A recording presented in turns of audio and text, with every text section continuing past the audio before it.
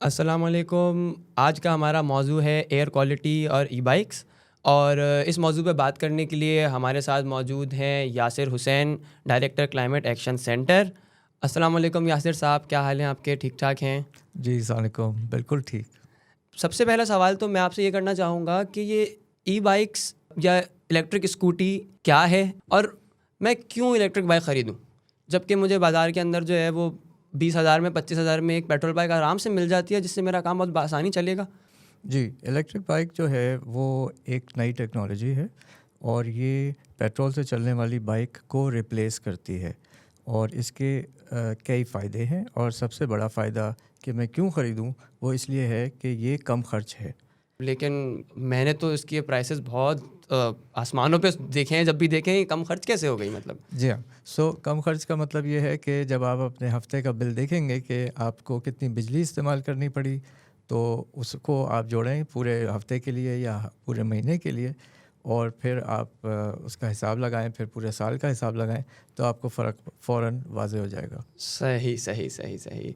अच्छा, अगर ये कम खर्च है तो इसके साथ साथ इसका और क्या फ़ायदा है? मतलब क्या ये वाक़ई जैसे हम सुनते हैं कि अगर हम इलेक्ट्रिक बाइक इस्तेमाल करें तो माहौल को भी फ़ायदा पहुँचाएगी, तो ये माहौल को किस तरह फ़ायदा पहुँचा रही है? सीधी सी बात है, तेल कैसा भी हो आप उसे जलाएं, चाहे चूल्हे पे जल जाए या इंजन के अंदर जल रहा हो, उसमें से जो धुआं निकलता है उसके अंदर जहर होता है। तो ये जहर जो है वो हमारे शहरों में भरा हुआ है। अब आप अंदाज़ा लगाएं कि कितनी बाइक्स हैं शहर में जो कि पेट्रोल से चल रही हैं। अब आपको अगर शहर की हवा को साफ़ करना है तो उसके लिए तमाम गाड़ियां, सिर्फ बाइक्स नहीं हाँ। बल्कि ट्रक्स, आपकी बसें, आपकी पर्सनल गाड़ियां, ये सारी की सारी इलेक्ट्रिक पे आ जाएंगी, यानी बिजली से चलने लगेंगी, जिस तरह से चार्ज करके आप अपना मोबाइल फ़ोन चलाते हैं। सही सही सही सही सही। तो फिर इसका मतलब है कि मसला जो है वो धुआं है बेसिकली, और इलेक्ट्रिक बाइक्स एक तरीक़ा है उस धुएं को कम करने का। अगर हम इलेक्ट्रिक बाइक्स की तरफ लोगों को जो है वो शिफ्ट करने की जो है वो दावत दें या उनको बताएं कि वो शिफ्ट करें, तो मकसद ये था कि किस तरह से लोगों को, क्योंकि मालूम नहीं है ये बातें, तो हम किस तरह लोगों को जो है वो राग़िब कर सकते हैं इस तरफ जी, कि वो इसके बारे में बात तो करें। सबसे पहले तो ये कि ये नई टेक्नोलॉजी है। जी जो हाँ। बेहतर मशीन है उसकी तरफ जाना चाहिए। ये मशीन बेहतर है हाँ। और सही। इसकी इसकी दूसरी वजूहत भी हैं। सबसे पहले मैंने कहा ये कि ये कम खर्च है ओवरऑल। दूसरी चीज़ ये कि ये मशीन ज़्यादा बेहतर है। अब वो कैसे बेहतर है? इस तरह बेहतर है कि इसके अंदर पार्ट्स ही कम हैं। यानी एक मोटर है, एक चार्जर चाहिए होता है, एक बैटरी है जो मोटर को चलाती है। तो इस तरह से अगर आप इसको देखें कि नॉर्मल मोटर बाइक में कितने पार्ट्स होते हैं और ख़राब होते रहते हैं, आपको उनको चेंज करवाना पड़ता है। इसकी मेंटेनेंस कम हो जाती है इस तरह से। इस तरह से ये बेहतर मशीन है और इसके अंदर से हीट नहीं निकलती। इसके अंदर वाइब्रेशन होती ही नहीं है, क्योंकि उस तरह की मोटर नहीं है कि वो चक चक चक चक करे। वो तो सीधा सीधा बस आप एक्सेलेरेटर घुमाएं और वो हवा की तरह चलनी शुरू हो सही। जाती है। ये तो बड़ी मज़ेदार बात पता चली मुझे कि वाइब्रेशन नहीं है इसके अंदर। जी मैं हाँ, तो तसव्वुर नहीं कर सकता जब तक वाइब्रेशन ना हो मोटरसाइकिल में। ये वाकई जो लोग इसको पहली दफ़ा टेस्ट राइड करते हैं तो पहली फीलिंग यही आती है कि यार ये कुछ हुआ ही नहीं लेकिन आप कहीं से कहीं पहुंच गए। सही सही सही। अगर मैं ख़रीदना चाहता हूँ इलेक्ट्रिक बाइक, एक आम इंसान जो कि जिसको नॉलेज नहीं है इस चीज़ के बारे में, तो ऐसी कोई स्कीम्स मौजूद हैं? कौन सा मतलब क्या तरीक़ाकार क्या है इलेक्ट्रिक बाइक ख़रीदने का? कहाँ मिलती है? मतलब मुझे नहीं पता, मैं कैसे ख़रीद सकता हूँ इलेक्ट्रिक जी, बाइक? तो पाकिस्तान में तकरीबन 30 कंपनियां हैं जो इलेक्ट्रिक 30 बाइक्स कंपनियाँ? बना रही हैं। यानी ये लोग चाहे मोटर जो है वो इसकी चाइना से इंपोर्ट कर रहे हों, लेकिन वो मैन्युफैक्चर यहीं पे हो रही हैं। 30 कंपनियां, और 30 और को लाइसेंस दिया गया है इसी साल। तो इसका मतलब ये है कि तकरीबन 60 कंपनियां अब हो जाएंगी जो कि इलेक्ट्रिक बाइक्स बना रही हैं। ये इलेक्ट्रिक बाइक्स का मतलब ये है कि ये 2 व्हीलर और 3 व्हीलर, यानी 2 पहिए वाले और 3 पहिए 3 वाली पहिए वाले। चीज़ें। सही। उसमें रिक्शाएं भी आ जाती हैं, जैसे साज़गार कंपनी है जी और हाँ। दूसरी हैं। लेकिन मैंने कहा ना कि इसमें वैरायटी बहुत है। इसमें चाइनीज़ कंपनियां भी आ रही हैं, इसके अंदर पाकिस्तानी कंपनियां भी हैं, इसके अंदर हमारे जैसे लोग भी हैं जो कि ख़ुद से डिज़ाइन किए उन्होंने बाइक्स, सही। जैसे कि वीलेक्ट्रा वाले हैं। ओह! राइट, ठीक है, राइट, राइट। तो इस तरह से ये एक बहुत ही ज़्यादा एक्साइटिंग चीज़ है कि हम अपने आप हम आगे जाना चाहते हैं ना, हम फ्यूचर की तरफ देखना चाहते हैं, सो बेहतर मशीनरी, बेहतर टेक्नोलॉजी है वो। सही सही। तो इसके हवाले से क्योंकि मैंने आमतौर पे जो मेरी नज़र से जब भी गुजरा है वो इसी तरह का है कि कम से कम 2 लाख, 2.5 लाख, 4 लाख, 5 लाख रुपए की इलेक्ट्रिक बाइक एक अच्छी, जो कि एक अच्छी हाई एंड प्रोडक्ट मार्केट में मौजूद है, वो तकरीबन 3-3.5 लाख से स्टार्ट हो रही है।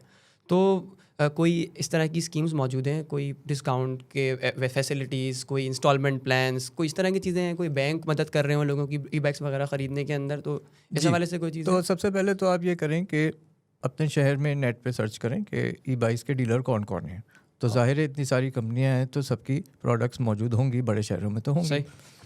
आहिस्ता आहिस्ता ज़ाहिर है कि वो एक नया आइडिया, नई चीज़ आती है तो वो उसको भी टाइम लगता है कि वो हर जगह पे आम हो, मकबूल हो, लोगों की समझ में आए कि क्या चीज़ है, उसके फ़ायदे समझ में आए।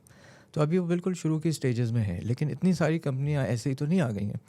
तो आप सबसे पहले देखें कि इनके शोरूम्स कहाँ हैं, वहाँ जाके आप मुख्तलिफ बाइक्स को टेस्ट राइड करें Yeah. और वो आपको इनक्रेज करेंगे कि आप करें, कि आप टेस्ट करें इसे कि ये चलने में कैसी है। तो आपको अंदाज़ा हो जाएगा, उसकी फ़ील आ जाएगी कि चलाने में कैसी है। उसके बाद आप ज़ाहिर पूछेंगे कि भाई है कितने की, क्या मैं अफोर्ड कर सकता हूँ या नहीं कर सकता हूँ।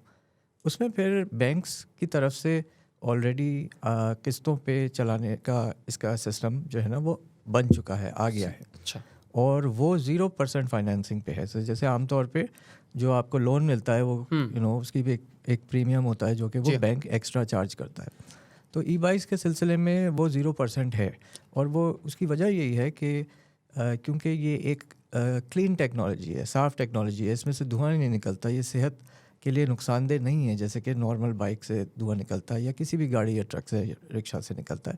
वो चीज़ इसमें है ही नहीं, क्योंकि इंजन नहीं है, क्योंकि ये बैटरी से चलती है। तो इसको इसके फ़ायदों से आप समझें कि उनको इसकी मकबूलियत भी बढ़नी चाहिए, और लोगों को पता होना चाहिए कि जब वो इलेक्ट्रिक बाइक ले रहे हैं तो वो ऐसी मशीन ले रहे हैं जिसमें से कि आप समझें कि जहर नहीं निकल रहा है। सही सही। ठीक है ठीक है ठीक है। एक चीज़ और जो है वो मैं पूछना चाह रहा था कि इलेक्ट्रिक बाइक का इस्तेमाल जो, जैसे अगर हम इसको एडवोकेट कर रहे हैं कि भाई सब लोग इलेक्ट्रिक बाइक को इस्तेमाल करें, तो मेरा ख़्याल है कि अगर हम किसी एग्जाम्पल को सामने रख लें और उसको थोड़ा सा आप हमें समझा देंगे, कोई ऐसी एग्जाम्पल है कि जहाँ पर इलेक्ट्रिक बाइक्स का इस्तेमाल बढ़ा हो और एयर क्वालिटी पे फ़र्क आया हो, और या फिर इलेक्ट्रिक बाइक्स का इस्तेमाल जो है वो एक बड़ी तादाद में लोगों ने शुरू किया हो किसी जगह पे, दुनिया में कोई शहर हो, कोई इलाका हो, तो ज़रा आसानी होगी लोगों को समझने में ना। तो अब हम दीगर इलेक्ट्रिक जो व्हीकल्स हैं, दूसरी जी हाँ। गाड़ियाँ जो ना, उनके भी जिक्र कर लेते हैं। जी। तो जैसे कि नॉर्वे है, तो वो ऑलरेडी 60% उसकी सारी गाड़ियाँ जो है ना वो इलेक्ट्रिक पे जा चुकी हैं। 60%। ओके। ठीक है। और नई जितनी भी सेल्स हो रही हैं वो ज़्यादातर जो है इलेक्ट्रिक पे ही हो रही हैं, और मुल्कों ने टारगेट सेट कर लिया है कि 2030 तक, फॉर एग्ज़ाम्पल वियतनाम ने किया है कि सारी पेट्रोल से चलने वाली ई बाइक्स जो हैं वो फिर बैन हो जाएंगी 2030 के बाद। सो आप समझें ये वाकई में, मतलब अब ये मजाक नहीं है, ये सीरियसली इसको लिया जा रहा है पॉलिसी की तरह कि हमें फॉसिल फ्यूल यानी तेल जलाने वाली मशीनें जो है ना उनको अपनी सोसाइटी से, अपने माशरे से ख़त्म कर देना है, क्योंकि वो हवा और लोगों को और सांस, क्योंकि हवा जो है वो सांस का मामला है। सो एयर क्वालिटी की जब हम बात करते हैं, सो वो यही है कि हम सांस में हम और क्या क्या चीज़ें ऐसी हैं जो कि हमारे जिस्म के अंदर जा रही हैं और हमें नुकसान पहुंचा रही हैं। लेकिन हम, जैसे हमने शुरू से जिक्र किया अभी, कि एक्चुअली इससे ये सस्ती भी है, तो यानी ये एक एडिशनल फ़ायदा है इसका। सही। मैं चाहूँगा कि आप ना आखिर में हमें ना इस बारे में कुछ बताएं कि इलेक्ट्रिक बाइक्स के इस्तेमाल से एयर क्वालिटी किस तरह से बेहतर होती है, और अगर हम इसके तरफ तेज़ी से नहीं बढ़े तो किस तरह के नुकसानात जो हैं वो हम उठा रहे हैं। मकसद ये कि उससे क्या नुकसानात हो रहे हैं और किस तरह से। जी हाँ। तो अब ये जो है ना, असल में हमें पेट्रोल की गाड़ियों की आदत है। सो आपको याद होगा कि जैसे CNG जब आई थी तो वो एक अजीब चीज़ थी, लोग उससे कहते थे कि यार बैठ के बदबू आती है और ये इस तरह की। सो ये बातें लोग करते हैं, और LPG में से बदबू आती थी और CNG में से नहीं आती है। सो ये उस वक्त लोगों ने डिस्कवर किया। सो इसी तरह की चीज़ें हैं, लोगों को खदशात होते हैं।